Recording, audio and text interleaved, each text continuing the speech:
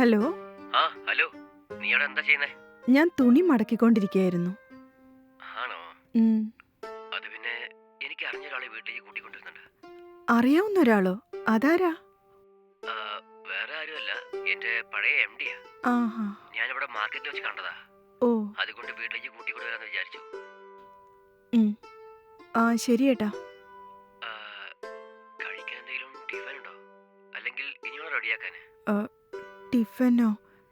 ഞാൻ ഇപ്പോഴാ കഴിച്ചത്. എല്ലാം തീർന്നു പോയല്ലോ. ശരി, സാറില്ല. ഞാനും സാറും വീട്ടിലേക്ക് വരാൻ 1 മണിക്കൂറെങ്കിലും ആവും. സാറ് കഴിക്കാൻ ടിഫിൻ എന്തെങ്കിലും റെഡിയാക്കി വെക്കുക. ഓക്കെ അല്ലേ? ഹലോ, കേൾക്കുന്നുണ്ടോ? കേൾക്കുന്നുണ്ട്. ടിഫിൻ റെഡിയാക്കി വെക്കുന്നു പറഞ്ഞതാ. ശരി ഏട്ടാ. ശരി.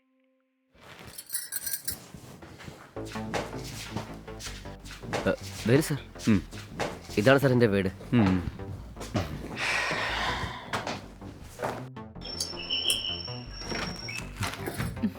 വരൂ സാർ, അകത്തേക്ക് വരൂ.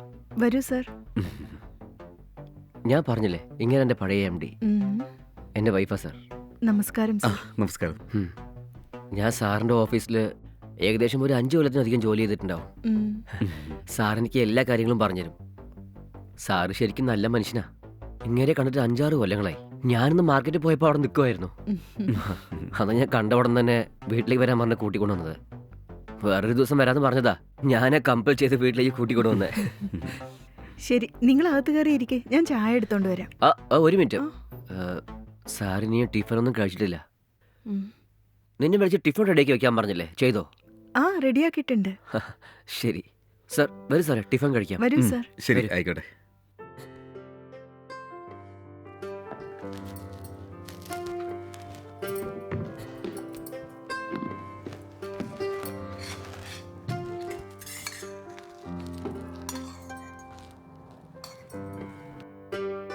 കഴിക്കൂ സാർ.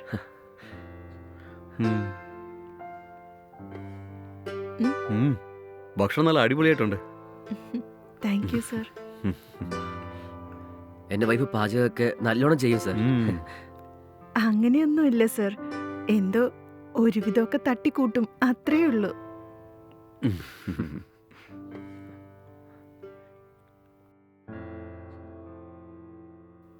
നല്ലോണം കഴിക്കൂ സാർ.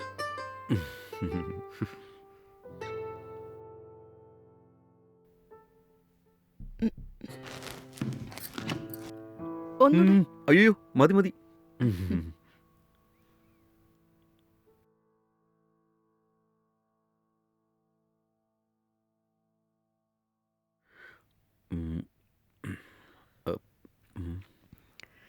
സാറ് കൈ പ്ലേറ്റിൽ തന്നെ കഴിക്കോളൂ.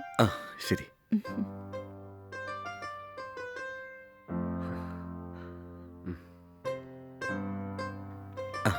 ഇതാ സാർ. താങ്ക്സ്.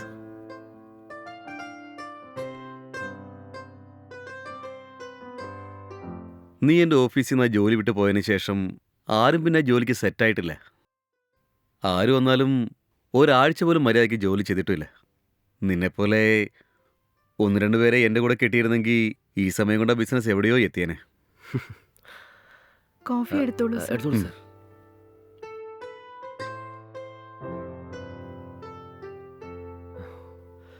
നീ ഇരിക്കേ.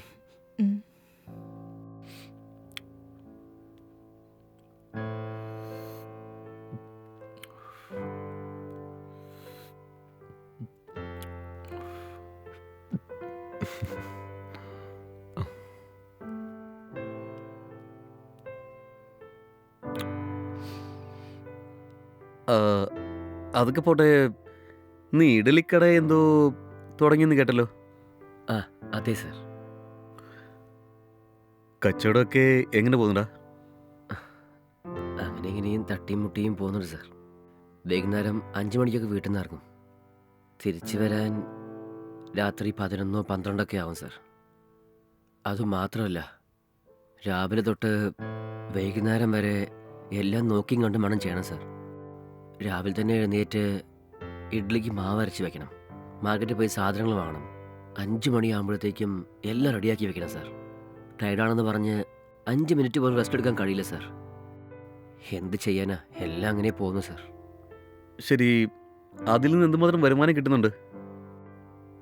അത്രയ്ക്ക് വലിയ വരുമാനമൊന്നുമില്ല സാർ. കറക്റ്റായി ഒന്നും പറയാൻ കഴിയില്ല. ഒരു ദിവസം 5000 വരെ കിട്ടും സാർ. ഒരു ദിവസം 4000 കിട്ടും. ചിലപ്പോഴൊക്കെ 2000 പോലും കിട്ടില്ല സാർ. ഇതിൽ വരുന്ന കാശ് കൊണ്ടാണ് വീടിൻ്റെ വാടക, കറണ്ട് ബില്ല് എല്ലാം അടയ്ക്കാൻ. എല്ലാ ചിലവും കഴിഞ്ഞിട്ട് കയ്യിലൊന്നും ഉണ്ടാവില്ല സാർ. എൻ്റെ ഭാര്യയാണ് എന്നെ എല്ലാ കാര്യത്തിലും സഹായിക്കുന്നത്. ഇവൾ മാത്രമില്ലെങ്കിൽ എന്നെക്കൊണ്ട് ഇതൊന്നും കൈകാര്യം ചെയ്യാൻ പറ്റില്ല സാർ. ശരിയടാ, എന്തെങ്കിലും ആവശ്യമുണ്ടെങ്കിൽ മടിക്കാതെ ചോദിക്കണം, ഞാൻ നിൻ്റെ കൂടെ ഉണ്ട്. ശരി സാർ. ശരി, ഞാനൊന്ന് ഇറങ്ങട്ടെ. സാർ, കുറേ കൊല്ലത്തിന് ശേഷം ഇപ്പോഴാണ് നമ്മൾ കണ്ടത്. ഇങ്ങനെ വീട്ടിലേക്ക് വന്നിട്ട് പെട്ടെന്ന് പോയാൽ എങ്ങനെയാ? ഇന്ന് നിങ്ങൾ ഞങ്ങളുടെ വീട്ടിൽ ലഞ്ച് കഴിച്ചിട്ടേ പോകാൻ പാടൂ. ഇവനത് എങ്ങനെയൊക്കെ പറയുന്നേ? അതല്ലടാ, ഒരു പ്രധാനപ്പെട്ട മീറ്റിംഗ് ഉണ്ട്. സാർ, എനിക്കതൊന്നും അറിയേണ്ട ആവശ്യമില്ല. ഇന്ന് നിങ്ങൾ എൻ്റെ വീട്ടിൽ ലഞ്ച് കഴിച്ചിട്ടേ പോകാവൂ, അല്ലെങ്കിൽ ഞാൻ നിങ്ങളുടെ കൂടെ മിണ്ടില്ല സാർ.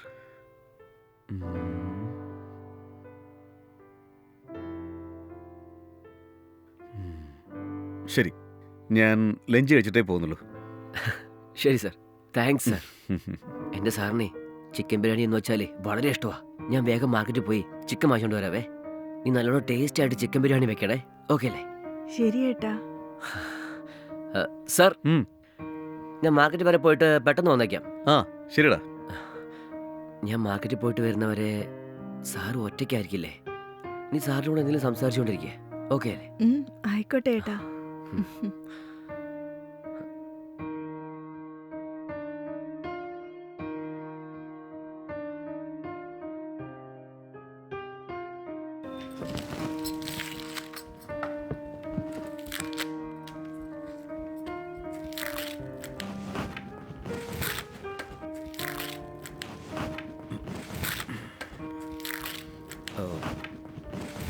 നിങ്ങളുടെ രണ്ടുപേരുടെയും കല്യാണം നടന്ന എപ്പോഴാ?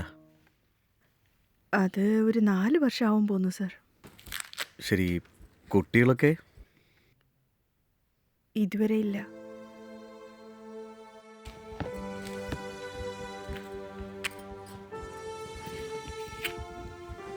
സാർ, സാറിന്റെ ഫാമിലിയൊക്കെ ഇപ്പൊ എവിടെയാ ഉള്ളത്?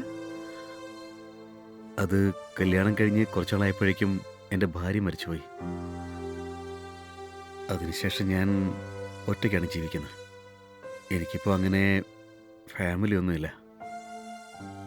ബിസിനസ് നന്നായിട്ട് പോകുന്നതുകൊണ്ട് അതും നോക്കിക്കൊണ്ട് എൻ്റെ ലൈഫ് അങ്ങനെ അങ്ങ് പോകുന്നു.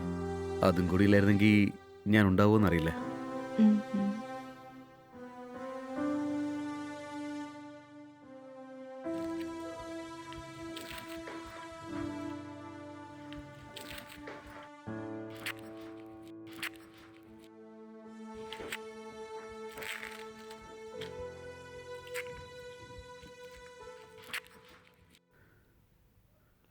സാർ, ഒരു മിനിറ്റ്, ഞാൻ ഇപ്പൊ വന്നേക്കാം.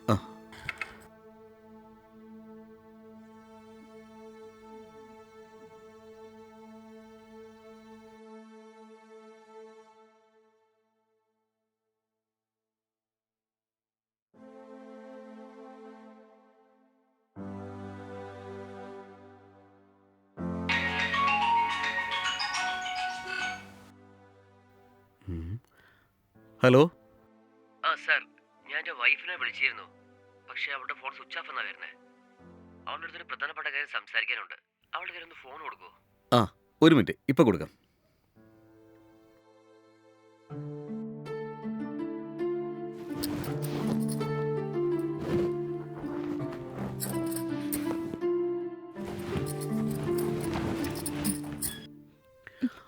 ഓ അയ്യോ, സോറി. അവന് നിന്നോട് എന്തോ പറയാനുണ്ടെന്ന്. അതാ സോറി. ഹലോ ഹലോ ഞാനാ. പറയേട്ടാ. വേറൊന്നുമല്ല, ബിരിയാണി മസാല വീട്ടിലുണ്ടായാലും ഞാൻ വാങ്ങിച്ചോണ്ട് വരണം. അത് പിന്നെ ഉണ്ടെന്നാ തോന്നുന്നേ. കുഴപ്പമില്ല, എന്തേലും ഒന്ന് വാങ്ങിച്ചോ. ശരി ശരി, ഞാൻ വാങ്ങിച്ചോണ്ട് വരാം. ഉം.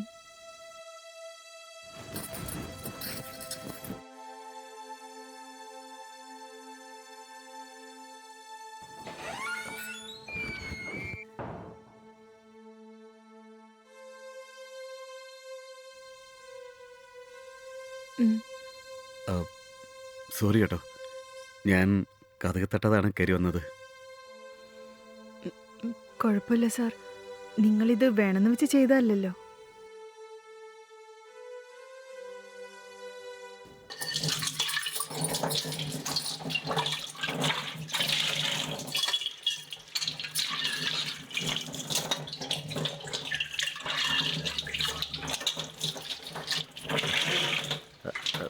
മോളു, ഉം. ഇതാ എല്ലാം വാങ്ങിച്ചോണ്ട് വന്നു. ഇതിൽ ചിക്കന്, നീ ചോദിച്ച മസാല എല്ലാം ഉണ്ട്. ശരിയേട്ടാ. ഞങ്ങളുടെ സാർക്ക് ആ. ചിക്കൻ ബിരിയാണി എന്ന് വെച്ചാൽ വളരെയധികം ഇഷ്ടമാ. നീ ചെയ്ത ബിരിയാണി കഴിച്ചിട്ട് ഇതുപോലത്തെ ഒരു ബിരിയാണി കഴിച്ചിട്ടേ ഇല്ലെന്ന് ഞങ്ങളുടെ സാർ നിന്നെ അഭിനന്ദിക്കണം. ഓക്കെ അല്ലേ? ശരിയേട്ടാ, അതൊക്കെ ഞാൻ നോക്കിക്കോളാം. ശരി, ഉണ്ടാക്ക. ഉം.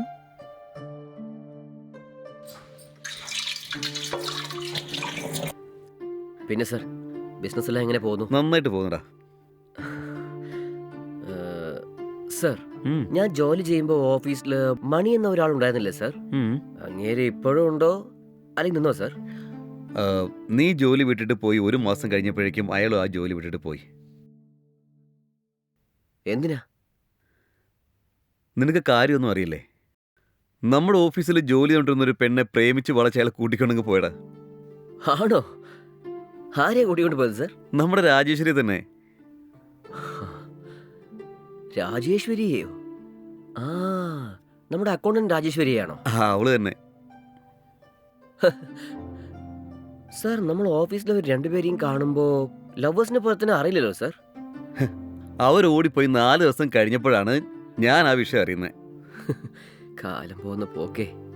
ഏട്ടാ, ബിരിയാണിയൊക്കെ റെഡിയായി. വരൂ, നമുക്ക് കഴിക്കാം. സാർ വരൂ സാർ, കഴിക്കാം.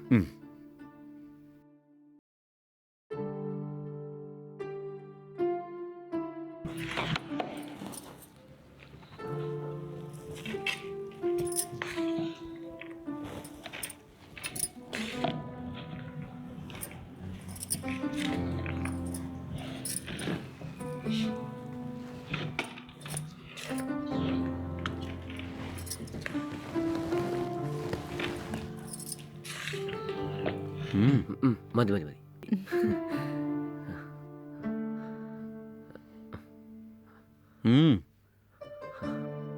ബിരിയാണി നല്ല അടിപൊളി ടേസ്റ്റാ, ഒരു രക്ഷയില്ല. Thank you sir.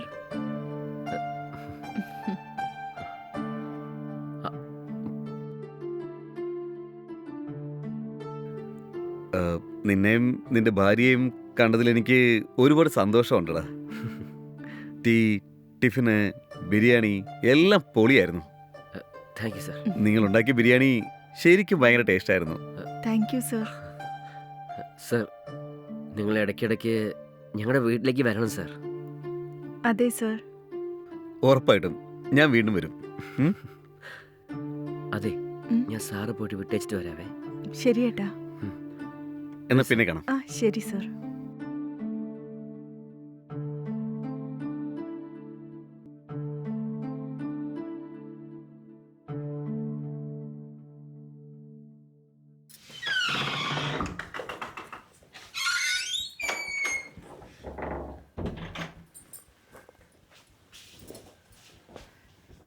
ദായേട്ടാ, പാല് കുടിക്ക്.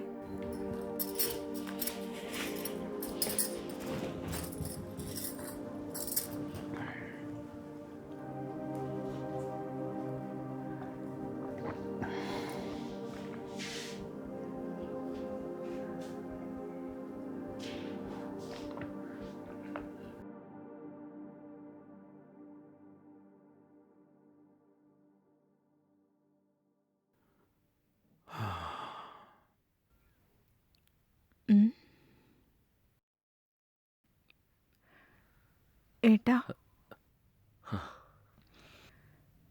ഇന്ന് നമുക്ക് കച്ചവടത്തിൽ എത്ര ലാഭം കിട്ടി? കുഴപ്പമൊന്നുമില്ലല്ലോ? ഇപ്പോഴൊന്നും ഒന്നും കിട്ടാറില്ല. ഇന്ന് വെറും 800 രൂപയ്ക്ക് മാത്രമേ കച്ചവടമായിട്ടുള്ളൂ. വെറും 800 രൂപയെ കിട്ടിയുള്ളോ? ഇങ്ങനെ പോയാൽ നമ്മൾ എങ്ങനെയാ ജീവിക്കുക? ഈ 800 രൂപ കൊണ്ട് ആവശ്യമുള്ളത് നാളെ വാങ്ങാൻ പറ്റില്ലല്ലോ. ഞാൻ വേറെ എന്ത് ചെയ്യാനാ? എനിക്ക് ഈ ഹോട്ടൽ ജോലി മാത്രമേ അറിയൂ. എനിക്ക് വേറെ ഒരു ജോലിയും അറിയില്ല. നടക്കുന്നതൊക്കെ കാണുമ്പോൾ എനിക്കെന്തോ ജീവിതകാലം മുഴുവനും ഇതുപോലെ കഷ്ടപ്പെടേണ്ടി വരും തോന്നുന്നു. ജീവിതത്തിൽ അല്പം പോലും മുന്നേറാൻ പറ്റില്ലെന്ന് തോന്നുന്നു. ഇതൊന്നും ശരിയാവില്ല ഏട്ടാ. എത്രമാത്രം കഷ്ടപ്പെട്ടിട്ടും ഒന്നും കിട്ടുന്നുമില്ല. ഇതിങ്ങനെ തന്നെ പോവുകയാണെങ്കിൽ നമുക്ക് ഒരു നിലയിലും എത്താൻ പറ്റില്ല. നമുക്കും മറ്റുള്ളവരെ പോലെ വീടും സമ്പത്തും സ്വർണവും ഒക്കെ വാങ്ങി ലൈഫിൽ സെറ്റിൽ ആവണ്ടേ ഏട്ടാ? ഞാനും അതിനു വേണ്ടി ശ്രമിച്ചുകൊണ്ടല്ലേ ഇരിക്കുന്നത്.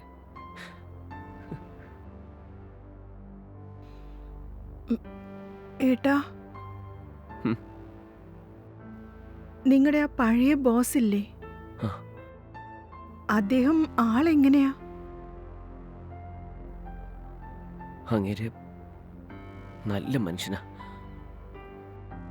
വളരെ ഇന്നസെന്റാ. അങ്ങേർക്ക് ആരെങ്കിലും ഇഷ്ടമായ അവർക്ക് വേണ്ടി ജീവൻ പോലും തരും. അങ്ങേർക്ക് വലിയ വലിയ ബംഗ്ലാവ്, വലിയ 2 ഫാക്ടറി, അങ്ങേർക്ക് ഇങ്ങനെ ഒരുപാട് സ്വത്തുക്കൾ കുറേയുണ്ട്. പക്ഷേ ഈ സ്വത്തുക്കളൊക്കെ അനുഭവിക്കാൻ അങ്ങേർക്ക് അവകാശം എന്ന് ആരുമില്ല.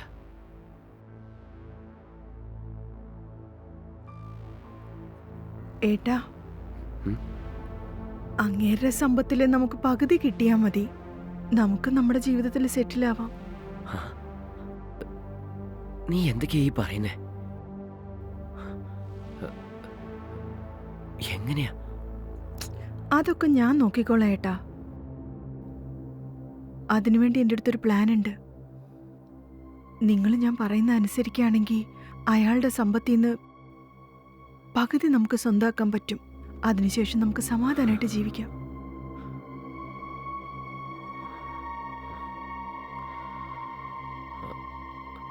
ശരി.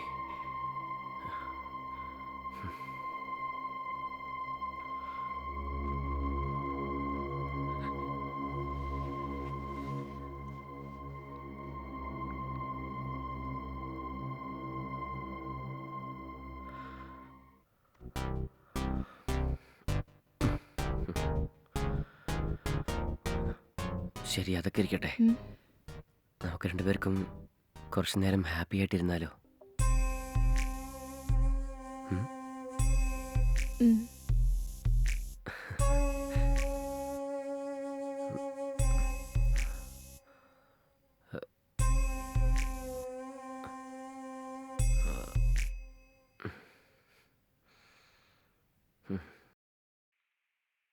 ഹലോ. ഹലോ സർ, പറഞ്ഞോ. എൻ്റെ ഭർത്താവിൻ്റെ ഫോൺ സ്വിച്ച് ഓഫ് എന്നാ വരുന്നേ. 1 മണിക്കൂറിൽ തിരിച്ചെത്താന്ന് പറഞ്ഞ് രാവിലെ ഇവിടുന്ന് പോയതാ. ഇപ്പൊ 4 മണി കഴിഞ്ഞു, ഇതുവരെ വന്നിട്ടില്ല. ഫോൺ ചെയ്തിട്ട് സ്വിച്ച് ഓഫ് എന്നാ വരുന്നേ. എനിക്കെന്തോ പേടിയാവുന്നു സർ. സാരമില്ല, നീ ടെൻഷൻ ആവാതെ. എന്താ കാര്യം ഞാൻ നോക്കാം. ശരി, ഒരു 10 മിനിറ്റുള്ളിൽ ഞാൻ അങ്ങോട്ട് വരാം. ടെൻഷൻ ആവണ്ട കേട്ടോ. ശരി സർ.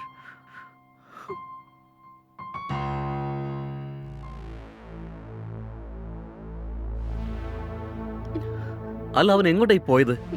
സർ, കടയിലേക്ക് ആവശ്യമുള്ള സാധനങ്ങൾ വാങ്ങാൻ വേണ്ടി അതിരാവിലെ ഇവിടുന്ന് പോയതാ. ഞാൻ വിളിച്ചു നോക്കിയിട്ട് സ്വിച്ച് ഓഫ് എന്നാ വരുന്നേ. എനിക്കെന്തോ പേടിയാവുന്നു സർ. അദ്ദേഹം ഇന്ന് വരെ ഇങ്ങനെ ലേറ്റ് ആയിട്ടേ ഇല്ല. അതോർക്കുമ്പോഴേ എനിക്ക് ആകെ വെപ്രാളം വരുന്നേ. വല്ല ആപത്തും പറ്റിട്ടുണ്ടാവും എന്നോർത്ത് എനിക്ക് ആകെ പേടിയാവുക സർ.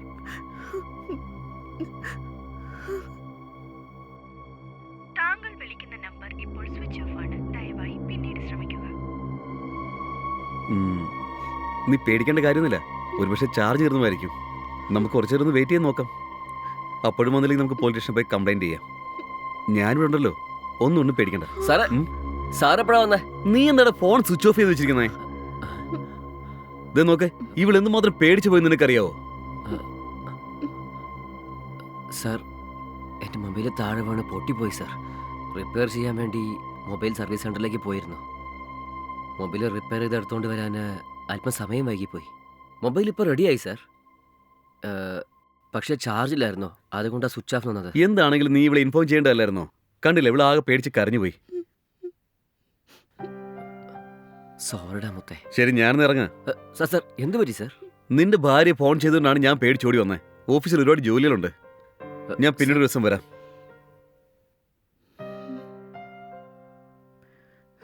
എന്താ ഇങ്ങനെ കാണിച്ച്? ഞാൻ എന്തുമാത്രം പേടിച്ചു പോയെന്നറിയോ? സോറി ഡി. ഹലോ. Hello sir. ഹലോ, പറഞ്ഞോ. സാർ, ഞാൻ താങ്ക്സ് പറയാൻ വിളിച്ചതാ. എന്തിനാ താങ്ക്സ്? ഇന്ന് ഏട്ടന്റെ ഫോൺ സ്വിച്ച് ഓഫ് ആണെന്ന് വന്നപ്പോ വല്ല അപകടവും പറ്റിയെന്ന് ഓർത്ത് എനിക്ക് ആകെ പേടിയായി.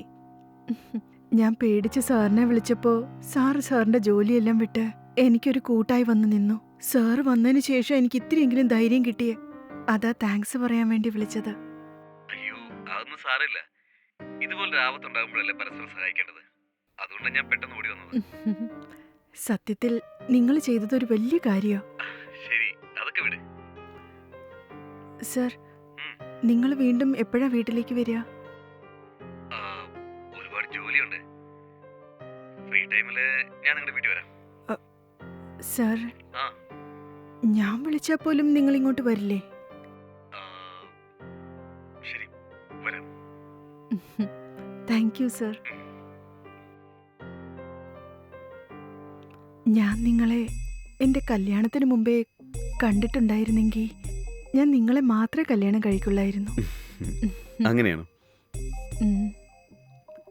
കൂടെ ആരുമില്ലാതെ എങ്ങനെയാ ഇങ്ങനെ ഒറ്റയ്ക്ക് ജീവിക്കാൻ പറ്റുന്നത്? അത് ഒരു ശീലമായിപ്പോയി. നിങ്ങളുടെ ഈ ഒറ്റപ്പെടൽ ഞാൻ മാറ്റിത്തരട്ടെ.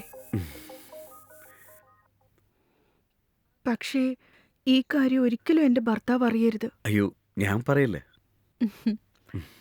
എന്നാ പിന്നെ നമുക്ക് ഇപ്പൊ തന്നെ സന്തോഷിക്കാം. വരൂ. ശരി.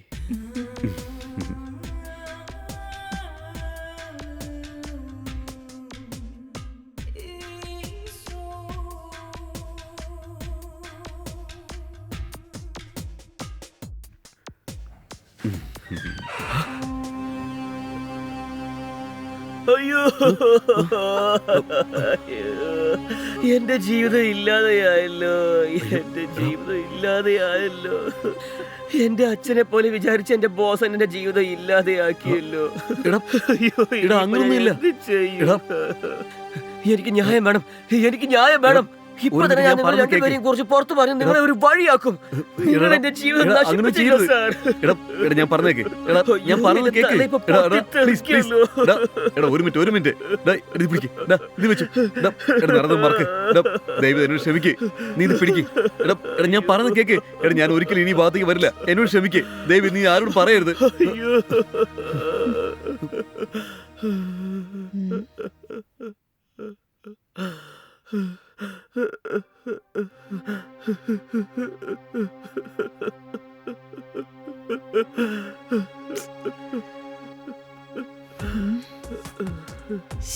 നിങ്ങൾ കാരണം ഇന്നെല്ലാം നാശമായി. അയാളെ എന്റെ വലയിൽ വീഴ്ത്തി സമ്പത്ത് മുഴുവൻ അടിച്ചു മാറ്റാന്ന് വിചാരിച്ചതാ. ഇടയ്ക്ക് വന്ന് എല്ലാം നശിപ്പിച്ചു. എടി, അയാളുള്ള കാര്യം എനിക്ക് അറിയില്ലായിരുന്നു. ഞാൻ ജസ്റ്റ് കാഷ്വൽ ആയിട്ട് ബെഡ്റൂമിലേക്ക് വന്ന് ഉറങ്ങാന്ന് വാതിൽ തുറന്നു നോക്കിയതാ. പെട്ടെന്ന് രണ്ടുപേരെയും ബെഡിൽ ഒരുമിച്ച് കണ്ടപ്പോ എനിക്ക് എന്താ ചെയ്യേണ്ടതെന്ന് അറിയാതെ ഞാൻ കരയുന്ന പോലെ അഭിനയിച്ചതാ. 2 തവണ കൂടി അയാൾ ഇവിടെ വന്നിരുന്നെങ്കിൽ അയാളുടെ കയ്യിൽ നിന്ന് ലക്ഷങ്ങൾ അടിച്ചു മാറ്റി നമുക്ക് സന്തോഷമായിട്ട് ജീവിക്കായിരുന്നു. കേറി വന്ന് എല്ലാം കൊളാക്കി. ശരി, വിട്. അയാൾ പോയാ പോട്ടെ. നമുക്ക് വേറെ ഏതെങ്കിലും ഒരു മണ്ടനെ കിട്ടുമെന്നേ. എന്തു പറയുന്നു?